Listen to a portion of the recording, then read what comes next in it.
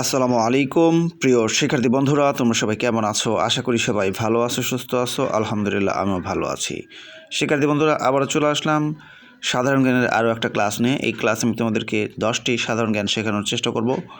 অনেক গুরুত্বপূর্ণ হবে এই ক্লাসটি। চলে যাচ্ছি মূল পড়ায়। আমাদের 1 নম্বর প্রশ্ন, 1 মেগাবাইট সমান কত কিলোবাইট? উত্তর 1024। 2 নম্বর প্রশ্ন, ইন্টারনেট চালু হয় কোন সালে? উত্তর 1969 সালে।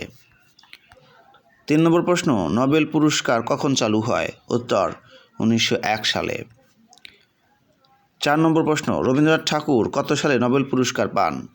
উত্তর 1913 সালে। 5 নম্বর প্রশ্ন, ডক্টর মোহাম্মদ ইউনূস শান্তিতে কত সালে নোবেল পুরস্কার লাভ করেন? উত্তর 2006 সালে। 6 নম্বর প্রশ্ন, অমর্ত্য সেন অর্থনীতিতে কত সালে নোবেল পুরস্কার লাভ করেন? উত্তর 1998 সালে। 7 নম্বর প্রশ্ন, নোবেল পুরস্কার প্রদান করা হয় কয়টি বিষয়ে? উত্তর 6টি বিষয়ে। কী কী? চিকিৎসা বিজ্ঞান, পদার্থবিজ্ঞান, রসায়ন, শান্তি, সাহিত্য, অর্থনীতি। 8 নম্বর প্রশ্ন, পাবলো পিকাসো কে ছিলেন? উত্তর চিত্রশিল্পী।